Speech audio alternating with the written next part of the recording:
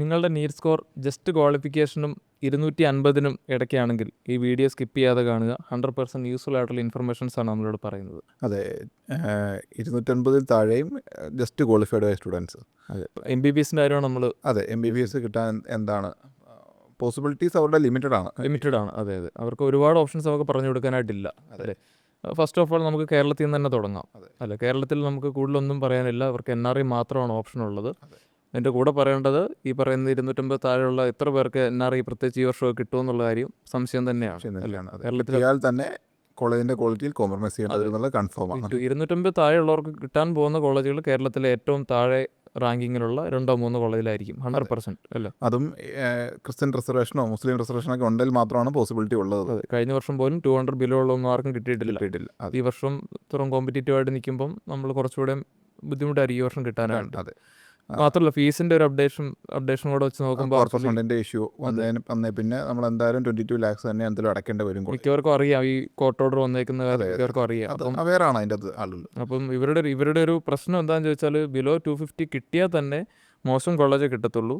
Plus ഈ പറയുന്ന 23 range fees തന്നെ അല്ലേ. അപ്പോൾ അറൗണ്ട് ഒരു 26 റേഞ്ച് വർഷം നമുക്ക് കേരളത്തിൽ പഠിക്കാനായിട്ട് മുടക്കേണ്ടി വരും അല്ലേ. അപ്പം അങ്ങനെയുള്ളവരെ സംബന്ധിച്ച് മേ ബി അത് കോളേജ് ഓപ്ഷൻ ക്വാളിറ്റി വിഷയമല്ല എന്നുണ്ടെങ്കിൽ ട്രൈ ചെയ്യാം. ബട്ട് ഒരു ബിലോ 200 കിട്ടാനായിട്ടൊരു ഓപ്ഷൻ ഇല്ല എന്ന് തന്നെ പറയാം അല്ലേ ഈ വർഷം. അതെ, പക്ഷേ ഈ പറഞ്ഞ ആളുകൾക്ക് കേരള അല്ലാണ്ടൊരു ഓപ്ഷൻ നോക്കിക്കഴിഞ്ഞാൽ ഒത്തിരി നല്ല കോളേജ് കിട്ടാനുള്ള ഓപ്ഷൻ ഉണ്ട്. അതെ, അതായത് ഈ ക്വാളിറ്റി വൈസ് ആണെങ്കിലും ബഡ്ജറ്റ് വൈസ് ആണെങ്കിലും ഒത്തിരി ഇമ്പ്രൂവ്ഡ് ആയിട്ടുള്ള കോളേജ് കിട്ടാനുള്ള ഓപ്ഷൻ ഉണ്ട് കേരളത്തിന് പുറത്ത് വരുവാണെന്നുണ്ടെങ്കിൽ അല്ലേ. അതെ, NRI ഡോക്യുമെൻറ്റ്സിലവർക്ക് പ്രത്യേകിച്ച്. NRI ഡോക്യുമെൻ്റ് ഉണ്ട്. നിങ്ങളുടെ ഒരു 23 lakhs ബഡ്ജറ്റ് മുടക്കാൻ 22 lakhs ബഡ്ജറ്റ് പെർ ഇയർ മുടക്കാൻ നിങ്ങൾ റെഡിയാണെങ്കിൽ നിങ്ങൾ ക്വാളിറ്റിയിൽ കോംപ്രമൈസ് ചെയ്യേണ്ട ആവശ്യമില്ല എന്ന് തന്നെ പറയും. സൗത്ത് ഇന്ത്യയിലാണ്. ഒന്നുകൂടെ ഒന്ന് ക്ലിയർ ആയിട്ട് പറഞ്ഞാൽ ഇന്ത്യയിൽ തന്നെ ടോപ്പ് 50 ഉള്ളിൽ വരുന്ന കോളേജിൽ ഈ പറയുന്ന ജസ്റ്റ് ക്വാളിഫൈഡ് ആളുകൾക്കും സീറ്റ് എടുക്കാൻ പറ്റും. ഈ പറയുന്ന ഒരു 23 lakh പെർ ഇയർ ബഡ്ജറ്റ് ഉണ്ടെങ്കിൽ അല്ലേ. അവർക്ക് ആകെ NRI ഡോക്യുമെന്റ് വേണമെന്ന് മാത്രമാണ് നമ്മൾ പക്കാ പറയുന്നത്. സ്കോർ ഇതിനകത്ത് ഇറലവൻ്റ് ആണ്. ക്വാളിഫൈഡ് ആയിരിക്കണം അത്രേ ഉള്ളൂ. അപ്പോൾ അതിനകത്ത് നമുക്ക് നമ്മുടെ ഫാമിലിയിൽ ആരെങ്കിലും നമ്മൾ തന്നെ ആവണമെന്നില്ലല്ലോ, നമ്മുടെ ബ്ലഡ് റിലേഷനുള്ള ക്ലോസ് റിലേറ്റീവ് ആയിരിക്കും അല്ലേ. ഫസ്റ്റ് കസിന് വരെ സ്പോൺസർ ചെയ്യാം. അവരുടെ ഈ ഡോക്യുമെൻറ്റ്സിൻ്റെ കോപ്പി നമുക്ക് അയച്ചു തന്നു കഴിഞ്ഞാൽ നമുക്കത് അവരെ ഈ പറയുന്ന രീതിയിൽ ജസ്റ്റ് ക്വാളിഫൈഡ് ആയിട്ടുള്ള ആളെ നമുക്ക് എന്ത് ചെയ്യാൻ പറ്റും, NRI കാറ്റഗറി ത്രൂ നമുക്ക് ഇന്ത്യയിലെ ടോപ്പ് 50 സൗത്ത് ഇന്ത്യയിൽ തന്നെ കിട്ടാനുള്ള ഓപ്ഷൻസ് ഉണ്ട്. അതുപോലെ തന്നെ MCC ത്രൂ ഉള്ള കൗൺസിലിംഗിൽ ഈ പറഞ്ഞ NRI കോട്ട നമുക്ക് യൂസ് ചെയ്യാവുന്നതാണ്.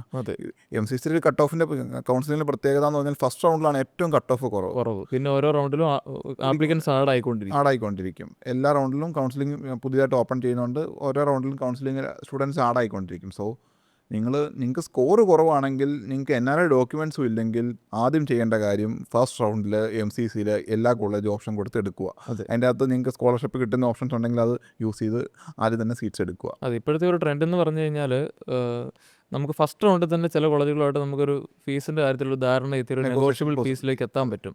ഒരു 3-4 വർഷം മുമ്പ് അങ്ങനെയല്ലായിരുന്നു. MCCയുടെ 4th റൗണ്ട് വരെ നമ്മൾ വെയിറ്റ് ചെയ്തിട്ട് ആ ഒരു സമയത്തെ ആ ഒരു മാർക്കറ്റ് നോക്കിയിട്ടായിരുന്നു. അന്ന് ആക്ച്വലി മാർക്കും പ്രശ്നമില്ലായിരുന്നു. കാരണം ഓഫ്ലൈൻ സ്ട്രൈ വേക്കൻസിയാണ്, നമ്മുടെ സ്റ്റുഡൻസിനെ മാത്രമേ കോളേജ് എടുക്കുള്ളായിരുന്നു. ഇപ്പോൾ ആ സിറ്റുവേഷൻ കംപ്ലീറ്റ്ലി മാറി. ഇപ്പോൾ ഓൺലൈൻ സ്ട്രൈ വേക്കൻസി ആയി. പിന്നെ ആ ഒരു സിസ്റ്റം കംപ്ലീറ്റ്ലി ബ്രേക്കായി. കാരണം കിട്ടാത്ത എല്ലാ സ്റ്റുഡൻസും വന്നിട്ട് അന്നേരം എടുക്കാൻ തുടങ്ങി. അതായത് നിങ്ങൾക്ക് സ്കോർ കുറവാണോ, അതായത് ബിലോ 250 ആണോ, NRI സ്പോൺസർ ചെയ്യാൻ ബന്ധുക്കൾ ആരെങ്കിലും ഇല്ലേ എന്നുണ്ടെങ്കിൽ പിന്നെ MCC മാത്രമാണ്. MCC ഡീംഡ് കൗൺസിലിംഗ് മാത്രമാണ് നിങ്ങളുടെ അത് ഫസ്റ്റ് റൗണ്ടിൽ തന്നെ സീറ്റ്സ് എടുക്കുക, സേഫ് ആവുക.